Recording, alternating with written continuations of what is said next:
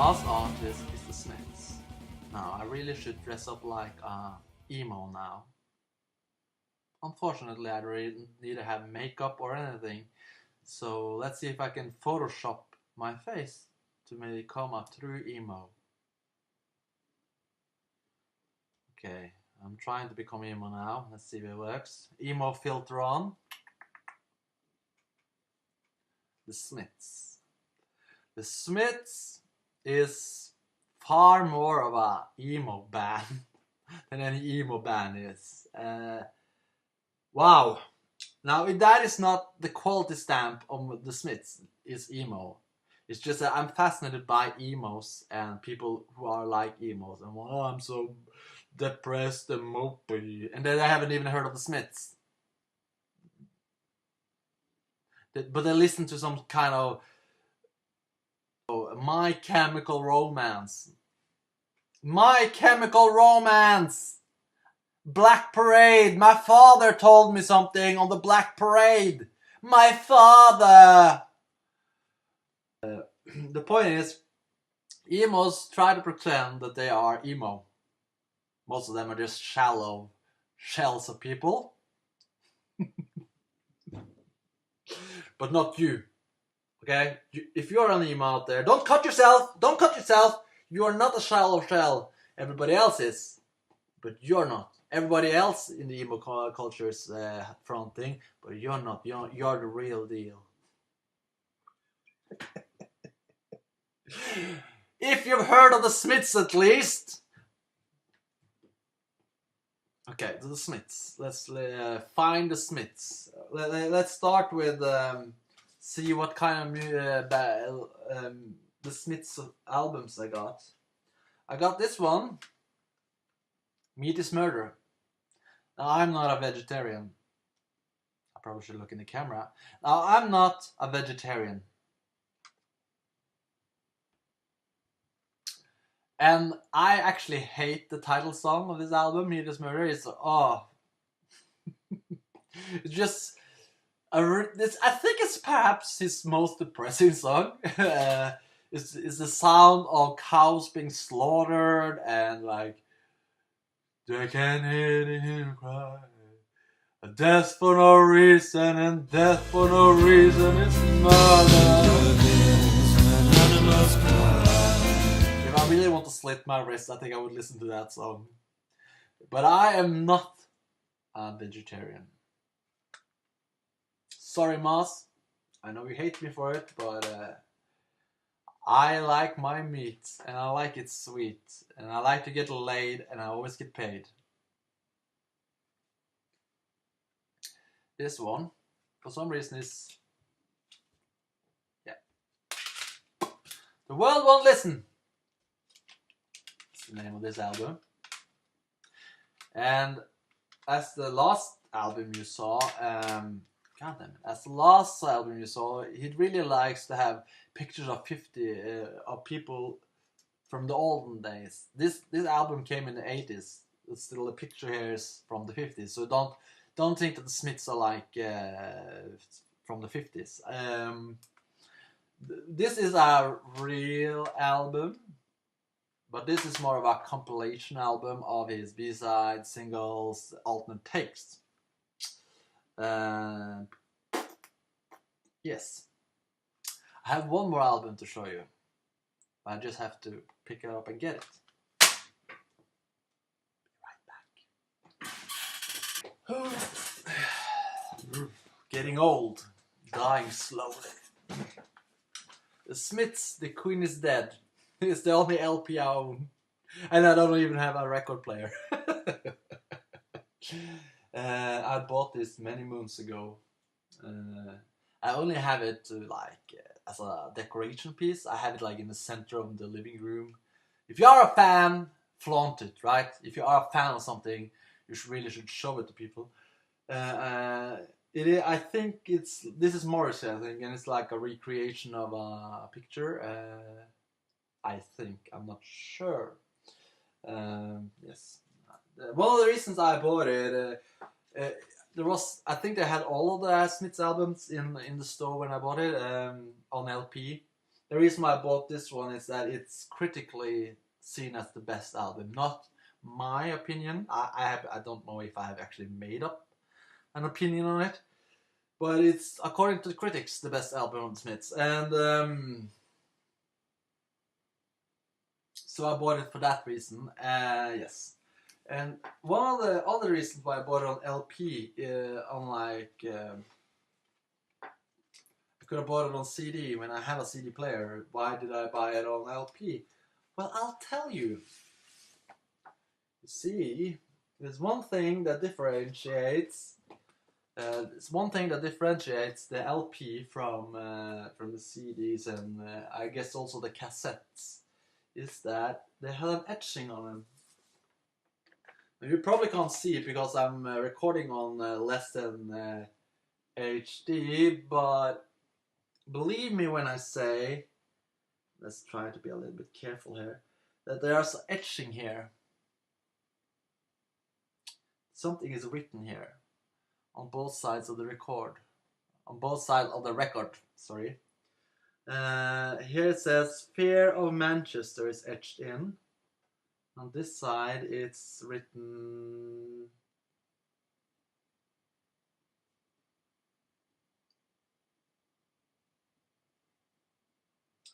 God damn it. I don't know even if this record works, to be honest with you.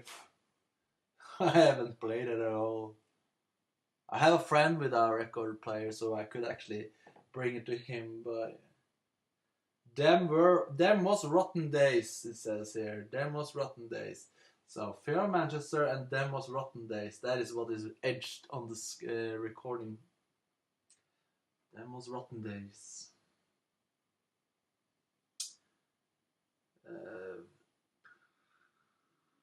The Queen is Dead.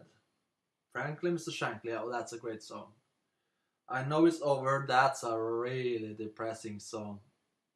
If you are emo and you want to slit your wrist, you better listen to that one. Oh, God. Damn it, that's a dark song. That's a goddamn dark song. Never Had No One Ever. that's a funny song. That's an upbeat techno remix. No. Never Had No One Ever. That's a real depressing song too. Cemetery Gates, not depressing. Upbeat.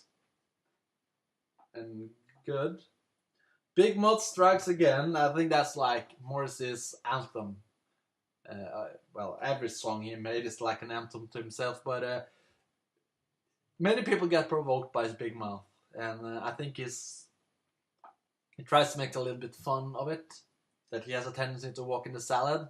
You probably don't have that expression in English, but walking in the salad, stepping in the porridge, that is, I think, Norwegian expression for saying things that you probably shouldn't have said, you know, yeah, you know. The Boy with a Thorn in His Side, yeah, not depressing either. So he makes, although the subject matter of every Smith song ever written, I think, has had some kind of dark side to it. Some of the songs are more upbeat than others, of course. That's the thing I like about the Smiths, is that it's not just slitting your wrist music. There are more to them than that. And Morrissey, of course. And this is the point that although Morrissey is my favorite artist, in case you are too dumb to understand, Morrissey is my favorite artist, the Smiths is number one. Because he is the vocalist of the Smiths. Okay? If you didn't know. The last artist I spoke about. Remember? Anyway, Wicker in a Tutu. That's a very comedic song. That's completely nonsense. It's about a vicar, which is a priest of sort, and he likes to wear a tutu and work out, I guess. I think it's, I was minding my business, lifting some lead up and down. He's not strange, he just likes to wear it this way, or something like that. Yes. Upbeat and comedic. And then there's a light that never goes out. I think that is like the ultimate Smith song. Arguably competing with Meat is Murder song.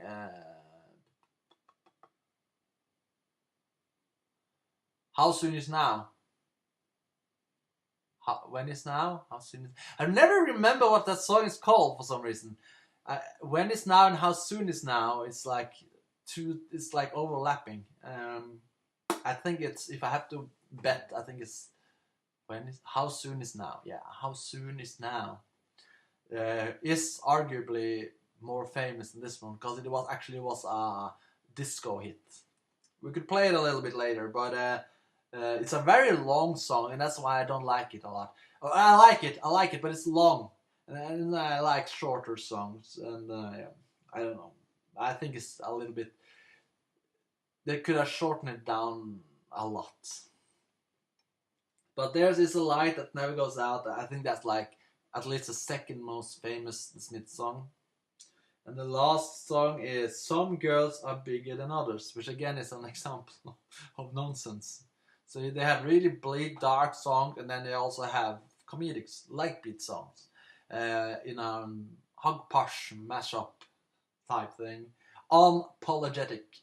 One song about suicide, the next one about a wicker in a tutu. Just the way I like it. Again, you can see old pictures here. I think it's, I'm not sure, but it looks like, is it Jenstein, I think? I don't know. Only album I got, the best one. So I may later buy all of the albums on LP just for the collection of the etchings. That's the only reason. I'm not one of those hipster fuckers who... I'm not one of those hipster fuckers who says, "Oh, LP is so much better than CD." No.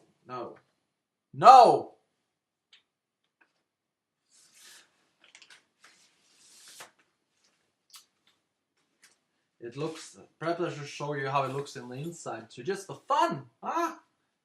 Yes, Andy, show us the Salford Lads Club. It's iconographic for the Smiths. The Salford Lads Club. I have no idea what that is. It's amazing that Salford Lads Club is a gay bar. but I would guess it's in Manchester because that's where the band is from. If you want to know the names of the players in this little play of ours, that's Stephen Patrick Morrissey. That's Johnny Marr. Johnny Marr is like those two was like seen like the main people in the band. I don't know if that's true or not, but he was like the musical genius and he was the lyrical genius. But let's not be too strict here. I don't know the truth of that. This is Andy Roque, I think. He was the bass player. And this is Mike George. This is a drummer. You know you're a fan of a band when you know the band names, the names of the band members. Because like for instance in Interpol, I don't know who the hell that is. Sometimes I know the band vocalist or something in the band, but many times I don't, you know. But in the Smiths, I know all the band members.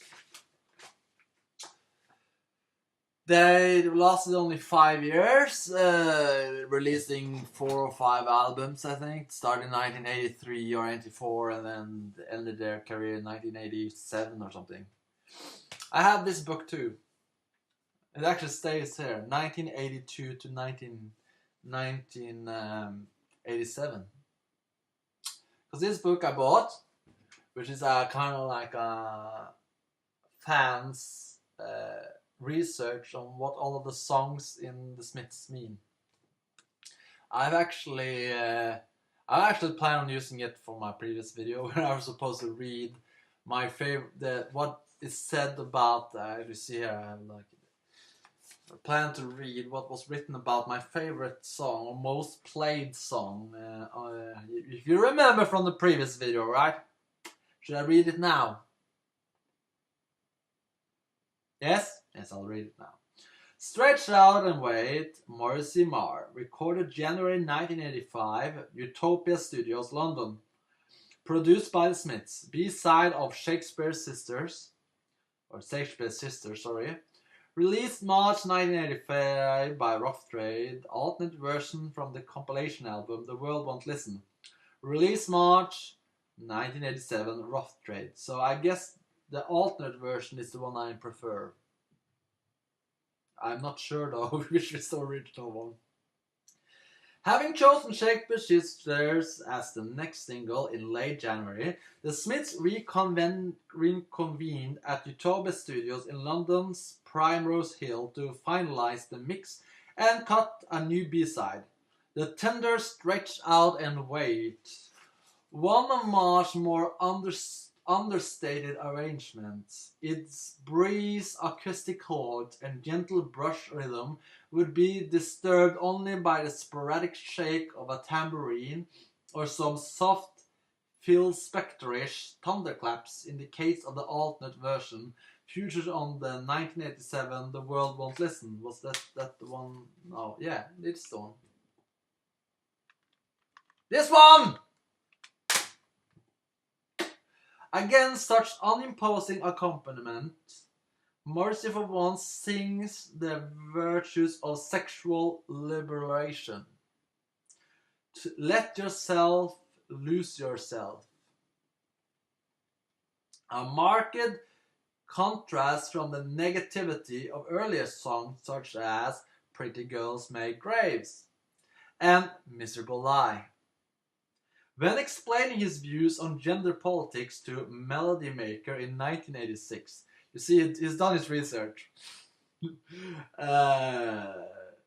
Morrissey made a direct reference to its lyrics. In the song Stretch Out and Wait, there is a line, God, how sex implores you.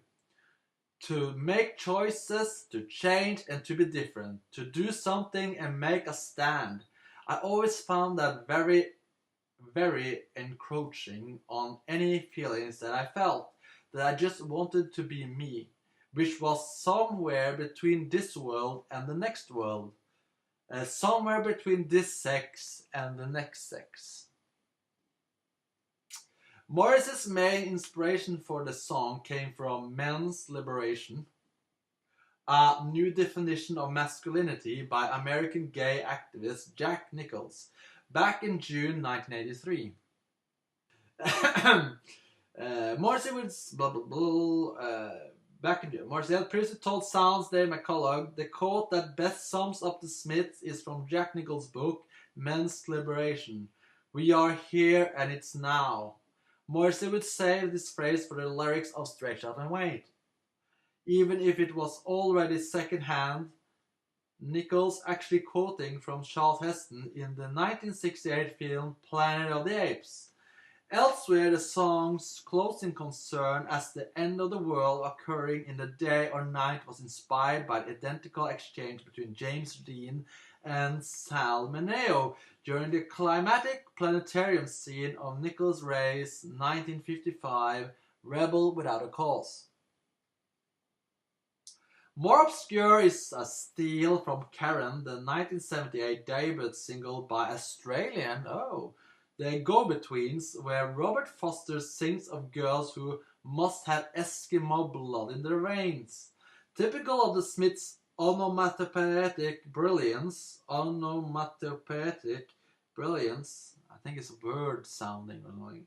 The recorded Stretch Out and Wait sounded like its subject, a wild, abandoned midsummer's roll in the hay, or rather a roll in the hay as dreamt by those staring through the draped net curtains on the top floor of a console estate. As with the majority of their B-sides, it said much for the Smiths that they could consign a song of such grace and sensitivity to a 12-inch extra track. Interviewed at the end of 1986, even in the wake of The Queen is Dead, Morrissey boldly named Stretched Out and Wait as the best thing he and Marr had ever written so far.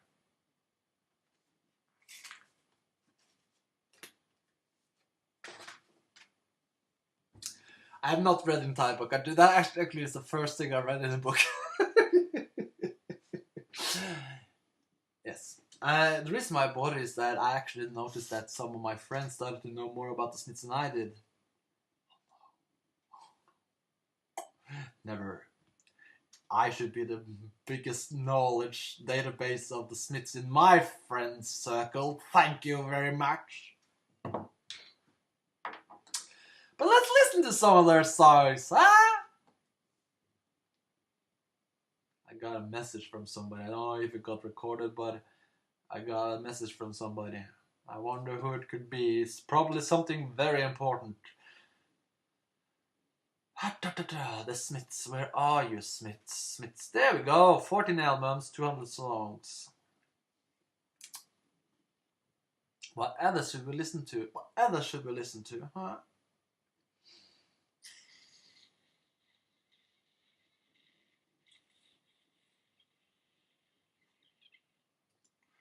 Death of a Disco Dancer.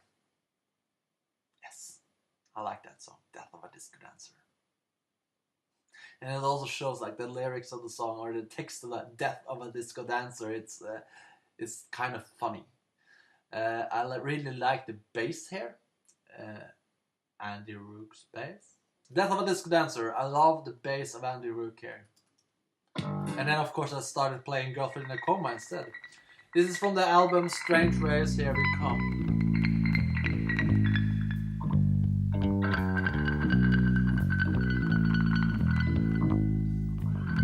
The death of a disco dancer.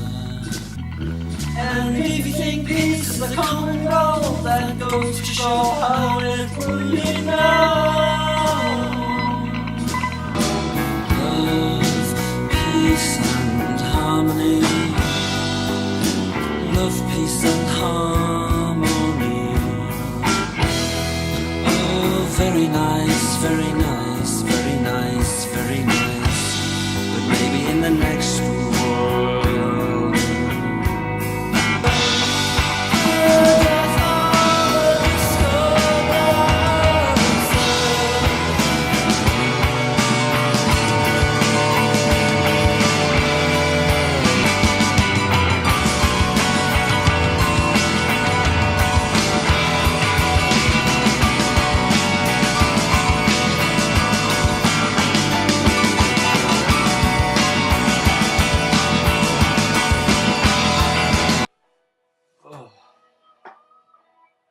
I'll be right back. And we're back. Just bought this book too. No, I bought it. Just started reading it, and of course it's gotten some grease on it because I am a working man. Labor. This book is panned by most critics. People hate Morrissey. They do. They do hate Morrissey, and they don't hate the Smiths, but they do hate Morrissey. Why? He has a big mouth. I think that's the problem. He really has a big mouth, and people tend to don't like people who are big mouthed. I love the Smiths, I love Morrissey, and I don't care if he has a big mouth. I think actually it's interesting to listen to someone who's more aggressive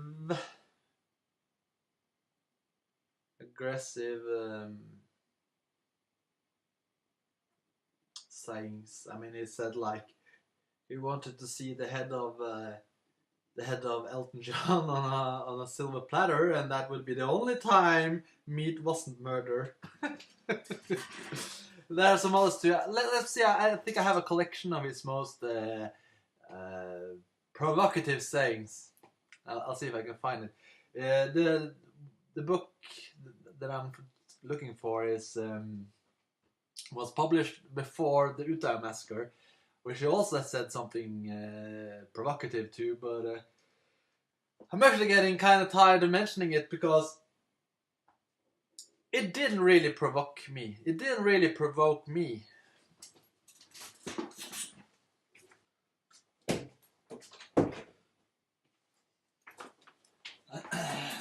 Found it!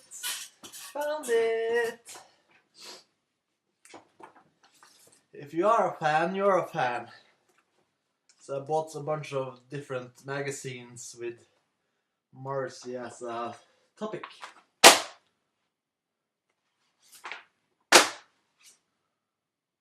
Bob Dylan seems to be he's gone sex mad. Morrissey has gone sex mad according to Q magazine.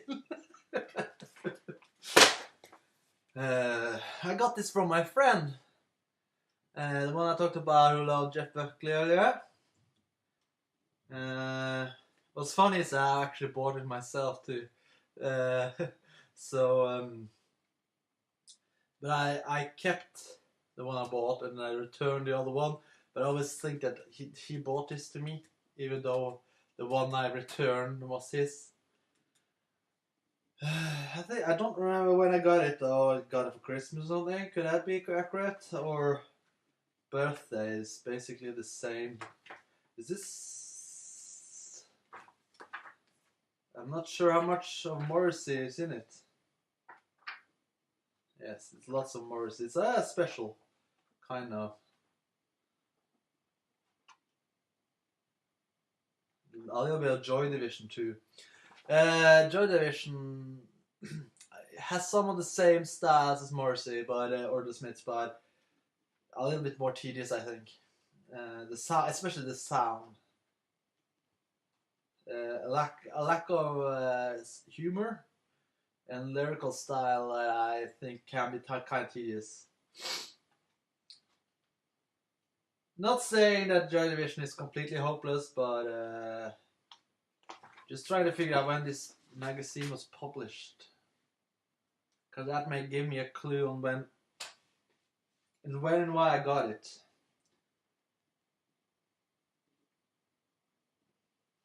No. Who cares? This is the one I was looking for.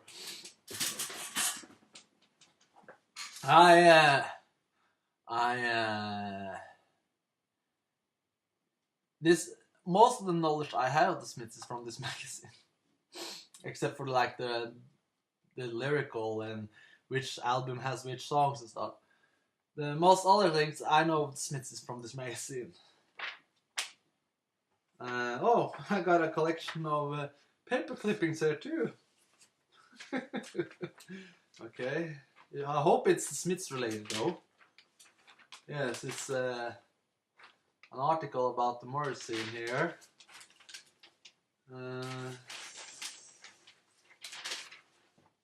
Yes. I think it's about Morrissey's uprising after the comeback, because he, as I've already told you,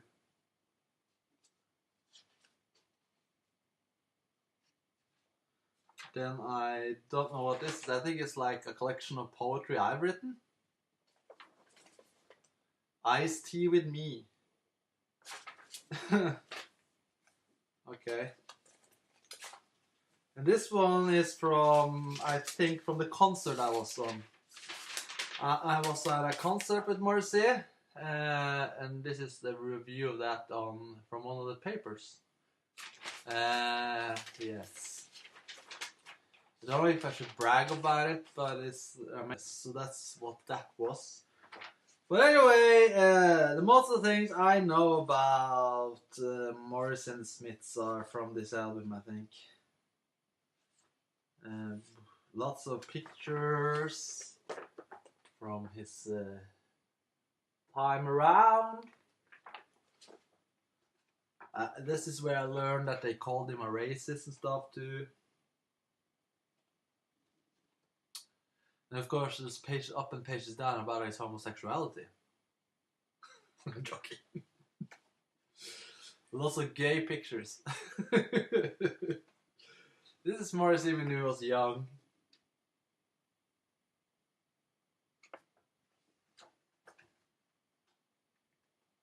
He has a really ugly handwriting, if you ask me.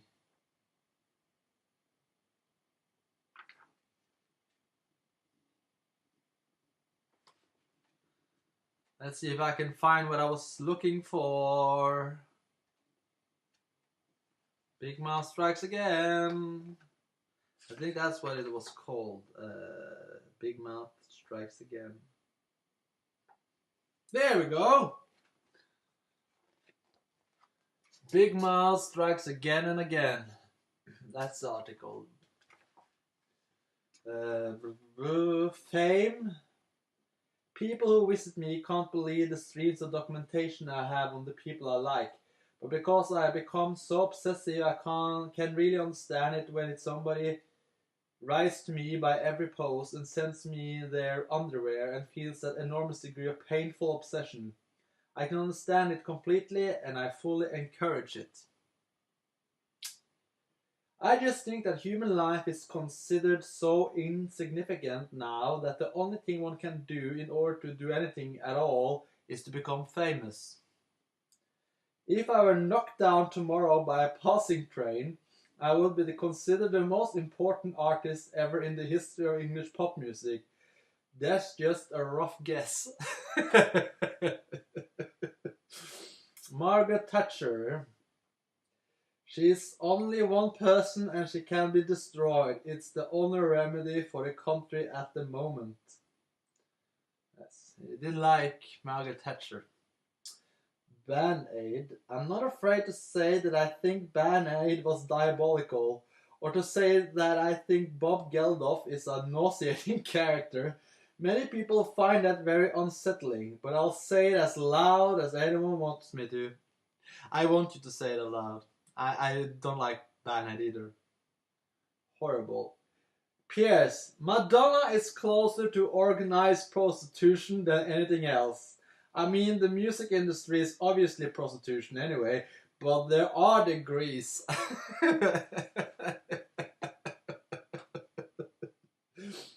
If George Michael had to live my life for 5 minutes, he'd strangle himself with the nearest piece of cord.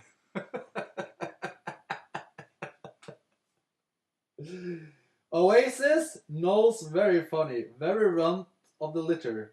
You can tell that he'd run off with the fillings in his grandmother's teeth, but that doesn't mean he doesn't love her. Okay. I felt sad and felt envious. Kurt Cobain had the courage to do it. I admire people who self-destruct. They are taking control. They're refusing to continue with unhappiness, which shows tremendous self-will. It must be very frightening to sit down and look at your watch and think, in 30 minutes I will not be here.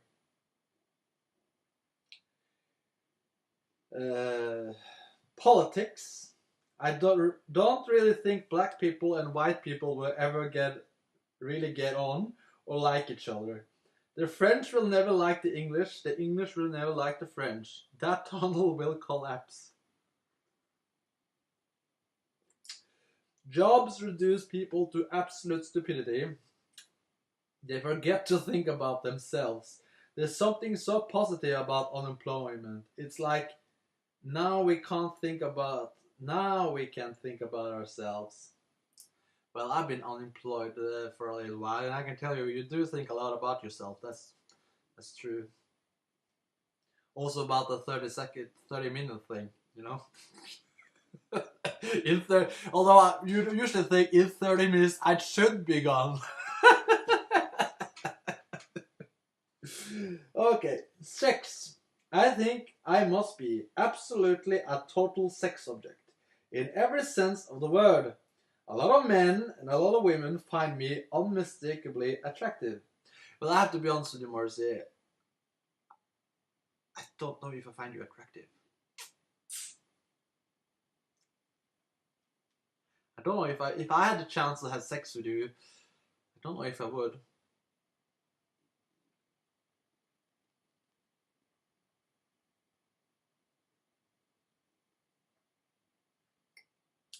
As I grew up, I used to love stationery and pens and booklets and binders. I can get incredibly erotic about blotting paper. So for me, going into Ryman's is the most extreme sexual experience one I could ever hope I could ever have. You know what? What's fascinating is I understand him. When I walk into Staples, I guess, uh, I wouldn't say it's an erotic experience. That's a bit far, but I do like it. It's like all the possibilities of being creative there, you know, all the possibilities of getting organized and stuff like that. So, no, it's not an erotic experience. I can't say that. I'm not an objectophile, but I understand where it's coming from. Hobbies. I spend hours just driving around the small, rundown Mexican areas of Los Angeles. That is, the areas where the small, rundown Mexicans live. He's allowed to say it though, because he's huge in Mexico! That's what I heard at least. When he's talking about himself then. Uh, I always thought my genitalia were the result of some crude practical joke.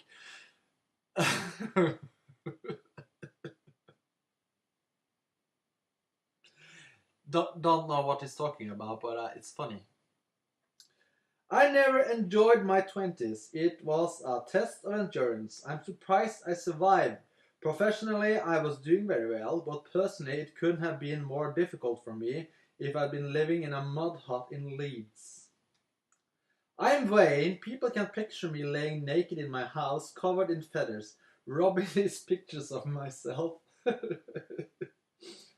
I do maintain that if your hair is wrong, your entire life is wrong, and you could never possibly have a serious job. For some reason, they chose not to add that one about Elton John. But should we listen to some more music, perhaps? By the Smiths, I mean. Whatever should we listen to? Has to be something good, I think. How about some homoerotic? Because the Smiths and Morrissey knows it's a little bit homoerotic. Mum's the word. Yeah, that's a secret. I mean, to my understanding, I think Morrissey is like one of the few people, straight people, who have sex with. If they were fans of Morrissey, of course. I'm not talking about. But I heard that straight men are willing to have sex with Morrissey. He's like the only exception. So it's not a secret that he is has a lot of homoerotic to his work, and people like to think whether or not he's gay. I just learned that he may have, because there's a lot of rumors and stuff, but he may have been in a relationship with a guy in Right Said Fred. I just learned it on Facebook, on a fan page. It's brand new to me. I don't want to know a lot about him personally. Really, I just want to know his media persona. I don't want to know.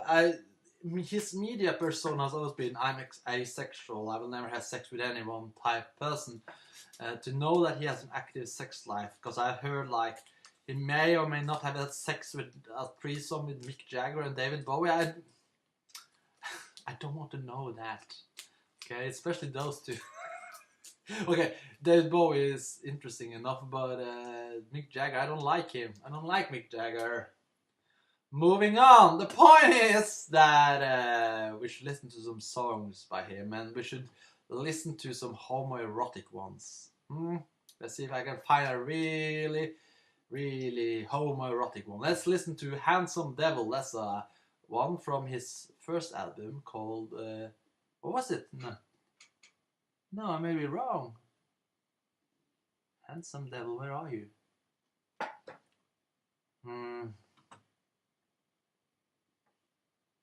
Could have sworn it was on there, but perhaps it's on the compilation album then?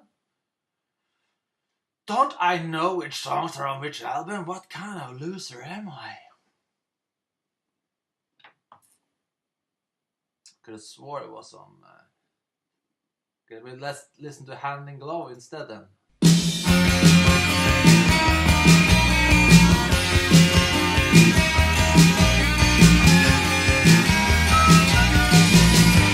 Hand in glove, the sun shines out of our eyes.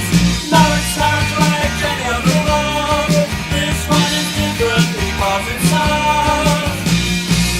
Hand in glove, we can go wherever we please. And everything depends upon how near you stand to me. And if the people stare, then the people stare. Oh, I really don't know and I really don't care. Yes, we may be hidden by back, but with something we'll never have. And if the people stare, then the people stare. Oh, I really don't know and I really don't care. So, hand in glove, I stake my claim, I'll fight Scotland. If they dare touch a hair on your head, I'll fight Scotland. For the good life is out there somewhere, so stay on my arm, you little charmer. But I know my love too well. Yes, I know my love too well. And I'll probably never see you again. I'll probably never see you again.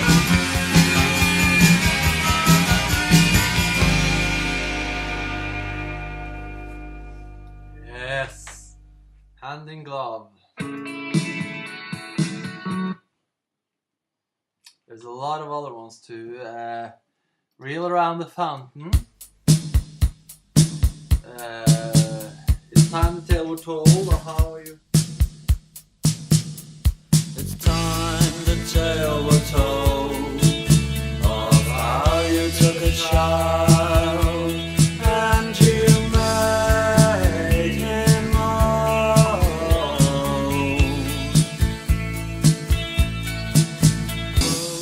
15 minutes with you.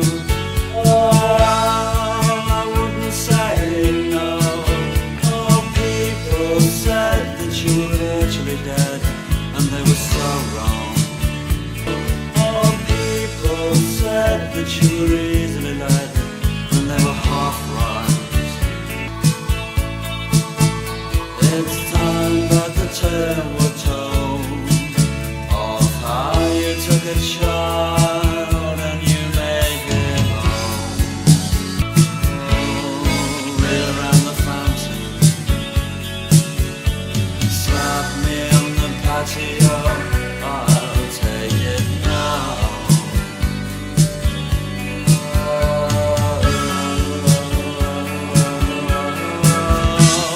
Oh, people see no worth in you on the right beat.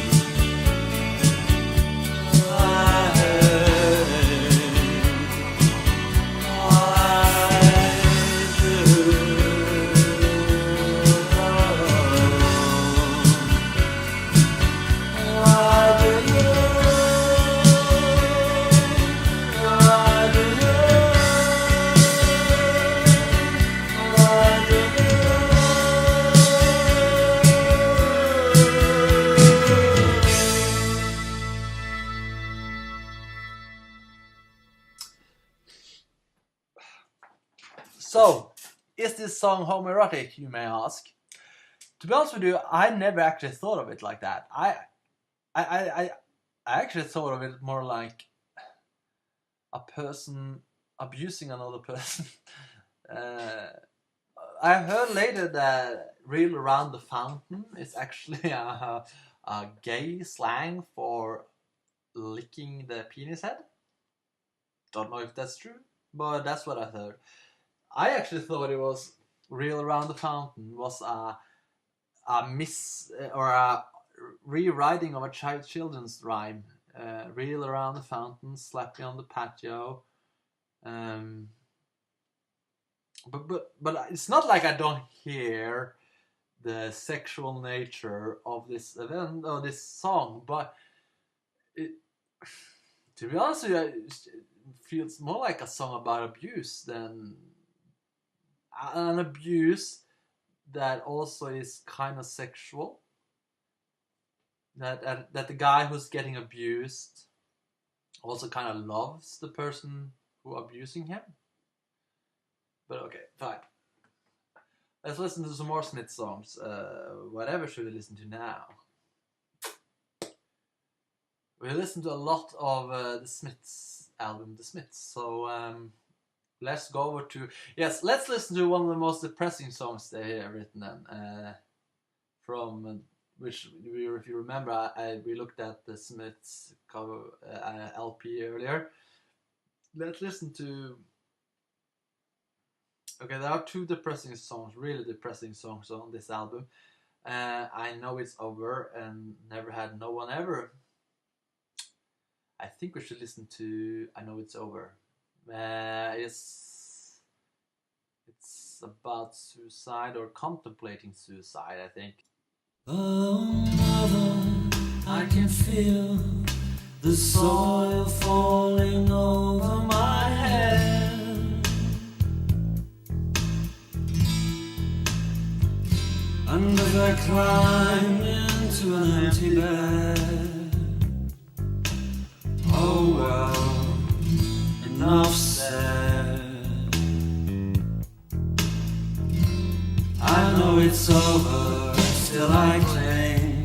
I don't know where else I can go. It's over, it's over. See, the sea wants to take me. The knife wants to slit me. Do you think you can help me? Yes, it doesn't get more depressing than that, does it? Let's listen to another sad, sad, sad song. Good times for a change. See, the luck I've had can make a good man turn bad. Lord knows it would be the first time.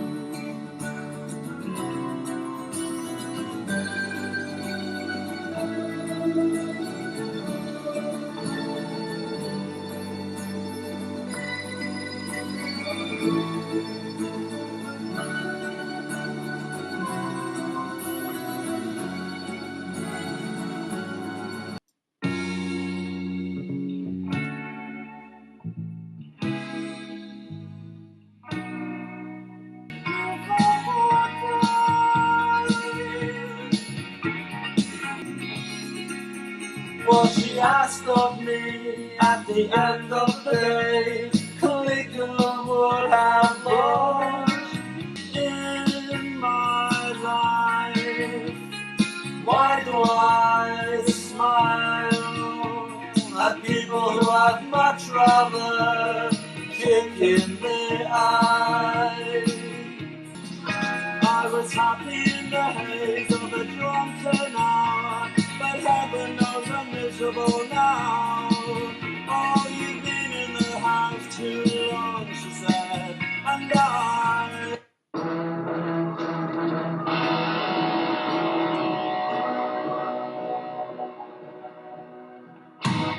Easy it's wrong to want to live on your own.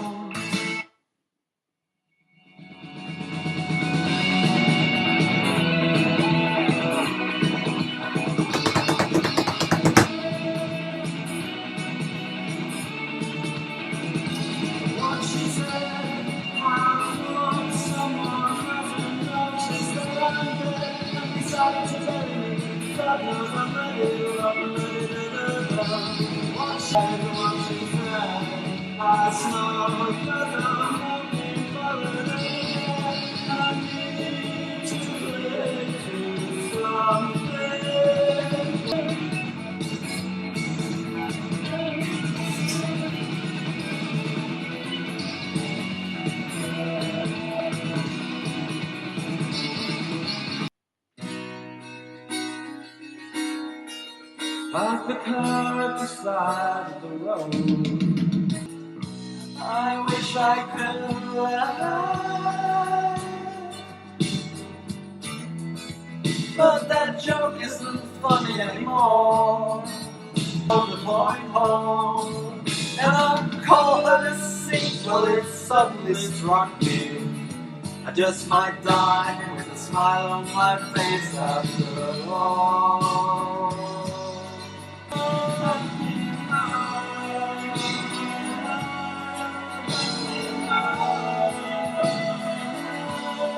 I've seen this happen in other people's lives.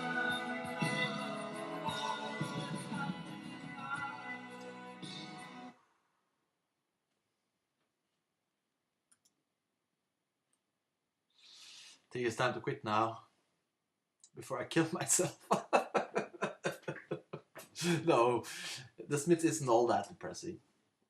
It touches on different issues, some of them being about loneliness, depression, anxiety, isolation, serial killings, homoeroticism, work and how horrible it can be. Hey, let's play that one then. This song is about a man trying to quit his job. Frankly, Mr. Shankly, this position I hold, it pays my way and it corrodes my soul. I want to leave, you will not miss me. I want to go down in musical history. Fame, fame, fatal fame, it can play hideous tricks on the brain. But still I'd rather be famous than righteous or holy any day, any day, any day. I want to live and I want to love. I want to catch something that I might be ashamed of. Frankly, Mr. Shankly, since you ask, you are a flatulent pain in the arse. I do not mean to be so rude, still I must speak frankly, Mr. Shankly. Oh, give us money.